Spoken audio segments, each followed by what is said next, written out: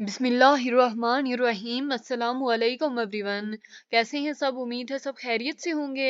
अल्लाह हम सबको अपने हिफ्ज़ो अमान में रखे। तो डियर स्टूडेंट, आज हमारा 9th क्लास बायोलॉजी में लेक्चर नंबर 10 है, जिसमें आज हमने डिस्कस करने हैं चैप्टर नंबर 1 के शॉर्ट क्वेश्चंस। तो मूव करते हैं अपने लेक्चर की तरफ। 5 शॉर्ट क्वेश्चन आज हम इस लेक्चर में डिस्कस करेंगे और जो 5 शॉर्ट क्वेश्चन होंगे वो नेक्स्ट लेक्चर में डिस्कस करेंगे। तो मूव करते हैं अपने लेक्चर की तरफ। Question number 1. Define the branches of biology. Genetics. Genetics से आपकी क्या मुराद है?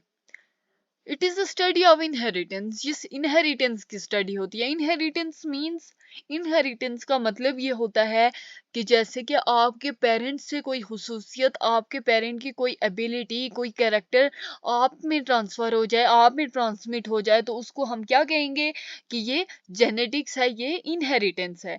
Genetics means the study of inheritance. Inheritance means the transmission of characters from one generation to the next generation. उसके बाद है इम्ब्रियोलॉजी।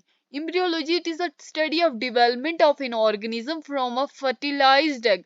यानी कि फर्टिलाइज्ड एग से एक ऑर्गेनिज्म की डेवलपमेंट कैसे होती है, इस चीज को इम्ब्रियोलॉजी में डिस्कस किया जाता है। उसके बाद है इनॉटमी। इनॉटमी का क्या मतलब है? जो इंटरनल स्ट्रक्चर होते हैं ऑर्गन्स के, उनकी स्टडी जब की जाती है उसको हम इनॉटमी कहते हैं। जैसे कि the study of the internal structure of organs is called anatomy. उसके बाद है फिजियोलॉजी। देखिए, इनॉटमी के लिए हमने क्या कहा कि ऑर्गन्स के इंटरनल स्ट्रक्चर की जो स्टडी होगी वो इनॉटमी होगी। अब हम कहेंगे कि एक ऑर्गेनिज्म के जो डिफरेंट पार्ट्स हैं, उनके जब फंक्शन की स्टडी की जाएगी तो इनको कौन सी ब्रांच में किया जाएगा? फिजियोलॉजी में किया जाएगा। तो the physiology means the branch which deals with the study of functions of different parts of an organism. Genetics means it is a study of inheritance. Inheritance means the transmission of characters from one generation to the next generation. उसके बाद है embryology. Embryology means the study of development of an organism from a fertilized egg. उसके बाद है anatomy. Anatomy means the study of internal structure of organs is called anatomy. उसके बाद है physiology, the branch which deals with the study of functions of different parts of an organism is called physiology. Move करते हैं अपने question number 2 की तरफ। Define biotechnology. Define biotechnology. In this branch, biologists use living organism to make substances for human benefits. यानी कि इस branch में जो बायोलॉजिस्ट का काम क्या होता है कि वो लिविंग ऑर्गेनिज्म को यूज करते हैं। बायोलॉजिस्ट लिविंग ऑर्गेनिजम्स को क्यों यूज करते हैं? ताकि वो ह्यूमन के फायदे के लिए, एक इंसान के फायदे के लिए कुछ सब्सटेंसेस, कुछ मटेरियल बना सकें। तो in this branch biologist use living organisms to make substances for human benefits. Biotechnologists work for the production of useful products through microorganisms. यानी कि बायोटेक्नोलॉजिस्ट कौन से ऑर्गेनिजम्स को यूज करते हैं? माइक्रो ऑर्गेनिजम्स को यूज करते हैं for the production of useful product. Useful product की फॉर्मेशन के लिए, प्रोडक्शन के लिए कौन से ऑर्गेनिजम्स को यूज किया जाता है? माइक्रो ऑर्गेनिजम्स को यूज किया जाता है। यानी कि बायोटेक्नोलॉजी जो होती है ये एक लेटेस्ट ब्रांच है। बायोटेक्नोलॉजी के बारे में एक बात याद रखें कि ये एक लेटेस्ट ब्रांच है बायोलॉजी की फील्ड में। तो इस ब्रांच में बायोलॉजिस्ट क्या करते हैं कि use living organisms to make substances for human benefits. Biotechnologist work for the production of useful products through microorganisms. Move करते हैं क्वेश्चन नंबर 3 की तरफ। What was Bu Alisina famous for? Write the name of his famous book. Bu Alisina famous क्यों थे, क्यों मशहूर थे? Write the name of his famous book. उनकी मशहूर किताब का नाम लिखें। तो क्यों वो मशहूर थे? क्योंकि वो फाउंडर ऑफ मेडिसिन थे। फाउंडर ऑफ मेडिसिन कहाँ पे थे? वेस्ट में थे, मगरब में थे। उन्हें मगरब में फाउंडर ऑफ मेडिसिन होने का एजाज हासिल हुआ था। And called Avicenna in the west, और उन्हें वेस्ट में एविसीना भी कहा जाता था। देखिए, एक चीज हमने पढ़ी कि वो एलिसीना क्यों फेमस थे? क्योंकि वो फाउंडर ऑफ मेडिसिन थे।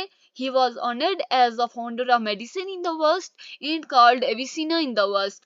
एंड अब हमने पूछा है कि what write the name of his famous book. तो हम क्या लिखेंगे कि the name of his famous book is अल कानून फी अल तिब। देखें, ये जो अल कानून फी अलतीब थी, ये canon of medicine in the west, यानी कि मेडिसिन की जो बानी भी कहा जाता था इस बुक को। यानी कि इस बुक की देखिए कितनी ज्यादा इंपॉर्टेंस है।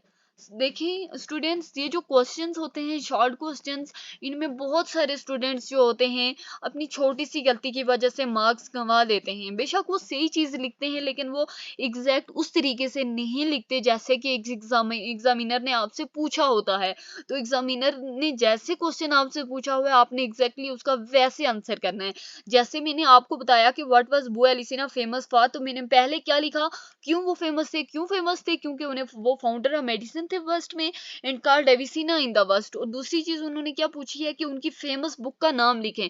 अब मैंने देखें, मैंने डायरेक्ट वैसे नहीं लिखा जैसे कि मैंने आपको लेक्चर में पढ़ाया था, बल्कि मैंने एग्जैक्ट लिखा कि the name of his famous book, the name of his famous book is अल कानून फी अलतिफ। इसका मतलब यह है कि जो एग्जामिनर होगा आपका आपका जो पेपर चेक करने वाला होगा, वो फौरन ये समझ जाएगा कि स्टूडेंट जो है उसको एग्जैक्ट कॉन्सेप्ट है हर चीज का, वो एग्जैक्ट मुझे हर चीज का बिल्कुल सही आंसर कर रहा है। इसलिए आपने जैसा कि एग्जामिनर ने जिस पॉइंट से क्वेश्चन पूछा है वैसे ही आपने आंसर करना है। तो it is known as the canon of medicine in the west. Move करते हैं अपने क्वेश्चन नंबर 4 की तरफ। Differentiate between unicellular and colonial organization. Unicellular and colonial organization देखें, नाइन्थ क्लास एक ऐसी क्लास होती है कि जो फर्स्ट टाइम बोर्ड में एग्जाम देती है, तो उसके लिए जो छोटी छोटी मिस्टेक्स होती हैं, वो बहुत सारे स्टूडेंट जो होते हैं जिन्हें नहीं पता होता इतनी छोटी छोटी बातों का, तो वो बोर्ड में जाके, बेशक उन्हें बहुत अच्छी तैयारी होती है, वो हर सब्जेक्ट में परफेक्ट होते हैं, हर सब्जेक्ट वो उन्होंने बहुत अच्छे से तैयार किया होता है, लेकिन अपनी छोटी छोटी मिस्टेक की वजह से वो अपने मार्क्स गंवा देते हैं। वो कौन सी मिस्टेक है, जैसे कि अगर मैंने आपसे पूछा है कि differentiate between unicellular and colonial organization, बात स्टूडेंट होते हैं ये क्वेश्चन की फॉर्म में लिख लेते हैं, यानी कि वो डिफरेंस नहीं करते। डिफरेंशिएट का क्या मतलब है कि आपने इसको टेबल की फॉर्म में एक्सप्लेन करना है, यूनिसेलुलर और कॉलोनियल को एक दूसरे से कंपेयर करके एक्सप्लेन करना है। तो ये चीज आपने लाजमी याद रखनी है। यूनिसेलुलर का क्या मतलब है, यूनि मीन सिंगल, तो बॉडी कितने सेल पे मुश्तमिल होगी, सिंगल सेल पे मुश्तमिल होगी। कॉलोनियल का मतलब ये है कि बॉडी मेनी सेल्स पे मुश्तमिल तो होती है, लेकिन जो सेल्स होते हैं वो ग्रुप नहीं होते इन the form of tissues, in the form of tissues वो ग्रुप नहीं होते। देखें, यूनिसेलुलर में जो तमाम फंक्शंस होते हैं जैसे feeding, locomotion, excretion, reproduction etcetera, वो एक ही सेल परफॉर्म करता है। यानी कि जो तमाम फंक्शंस होते हैं एक बॉडी में, वो एक ही सेल परफॉर्म करता है। जबकि कॉलोनियल में भी यही होता है। कॉलोनियल में ये नहीं होता कि सिंगल सेल तमाम फंक्शन परफॉर्म करता है, वहां पे हर सेल अपना अपना फंक्शन परफॉर्म करेगा। हर cell, each cell perform all functions by itself, मतलब वो खुद से अपने फंक्शन परफॉर्म करने की कोशिश करेगा। उसके बाद है examples, amoeba, bacteria, paramecium and Euglena. उसके बाद कॉलोनियल में कौन सी एग्जांपल है, Volvox is a colonial organism. एक दफा इस स्लाइड को रिवाइज कर लेते हैं कि यूनिसेलुलर एंड कॉलोनियल में क्या डिफरेंस है। तो body consist of single cell only, body consist of many cells but the cells are not grouped in the form of tissues. उसके बाद है all functions like feeding, locomotion, excretion, reproduction etcetera are carried out by a single cell. यहाँ पे है कि each cell performs all functions by itself, यानी कि जो हर सेल होता है वो तमाम फंक्शन खुद से परफॉर्म करता है। यानी कि वो एक ग्रुप फॉर्म में मौजूद नहीं होते, यानी कि उन्हें पता हो कि जो दूसरा सेल है उसने ये फंक्शन परफॉर्म करना है, तो मैं दूसरा फंक्शन परफॉर्म कर लूं। यहाँ पे सेल्स ग्रुप की फॉर्म में मौजूद नहीं होते, इस वजह से उन्हें आइडिया ही नहीं होता कि दूसरा सेल कौन सा फंक्शन परफॉर्म कर रहा है। तो इस वजह से वो जो तमाम फंक्शन होते हैं वो खुद से परफॉर्म करते हैं। एग्जाम्पल्स कौन सी हैं, amoeba, bacteria, paramecium and Euglena. उसके बाद जो वॉल्वॉक्स है वो एक कॉलोनियल ऑर्गेनिज्म है। मूव करते हैं अपने क्वेश्चन नंबर 5 की तरफ। Differentiate between colonial and multicellular organization. Colonial और मल्टी सेलुलर ऑर्गेनाइजेशन में क्या डिफरेंस है। जो कॉलोनियल होते हैं उसमें बॉडी मेनी सेल्स पे मुश्तमिल होती है, और मल्टी सेलुलर में भी बॉडी बहुत सारी सेल्स पे मुश्तमिल होती है।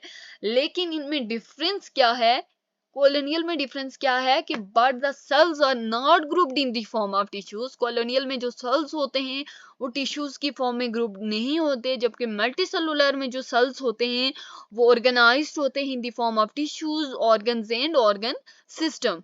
कॉलोनियल में ये होता है कि each cell performs all functions by itself. Colonial में हर जो सेल होता है वो तमाम फंक्शंस खुद से परफॉर्म करता है, क्योंकि उसे ये नहीं पता होता है, वो क्योंकि ग्रुप फॉर्म नहीं होती सेल्स की, तो सेल को आइडिया नहीं होता कि जो दूसरा सेल है उसने कौन सा फंक्शन परफॉर्म करना है। मल्टीसेलुलर ऑर्गेनाइजेशन में कौन कौन सी एग्जांपल्स आती हैं? मल्टीसेलुलर ऑर्गेनाइजेशन में जो सेल्स होते हैं वो ऑर्गेनाइज्ड होते हैं in the form of tissues, organs and organ system. देखिए मेन डिफरेंस क्या है इसमें, कि जो सेल्स होते हैं वो बहुत सारे होते हैं, लेकिन वो टिश्यूज की फॉर्म में ग्रुप नहीं होते, बल्कि मल्टीसेलुलर में वो ऑर्गेनाइज्ड होते हैं, ग्रुप्ड होते हैं in the form of tissues, organs and organ system. हर सेल परफॉर्म करता है अपने जो तमाम फंक्शंस होते हैं बॉडी में वो खुद से परफॉर्म करता है, जबकि जो मल्टी सेलुलर में होता है वो हर सेल अपना अपना फंक्शन परफॉर्म करता है, क्योंकि वो ऑर्गेनाइज्ड फॉर्म में मौजूद होते हैं। हर सेल को आइडिया होता है कि दूसरे सेल ने क्या फंक्शन परफॉर्म करना है। मस्टर्ड प्लांट है मल्टी सेलुलर ऑर्गेनाइजेशन। जो मस्टर्ड प्लांट होता है उसकी जो ऑर्गेनाइजेशन होती है, वो जो ऑर्गेनिज्म होता है वो एक मल्टी सेलुलर ऑर्गेनिज्म होता है। जो फ्रॉग होता है वो भी एक मल्टीसेलुलर ऑर्गेनाइजेशन शो करता है। एक दफा इस स्लाइड को रिवाइज कर लेते हैं कि differentiate between colonial and multicellular organization. Body consists of many cells, but the cells are not grouped in the form of tissues. Cells are organized, cells are grouped in the form of tissues, organs and organ system. Each cell perform all functions by itself. Master plant has multicellular organization. Volvox is a colonial organism. Frog shows multicellular organization. Thanks for watching. मिलते हैं next video में। अगर आपका कोई भी question है तो please comment करें। खुदा हाफिज।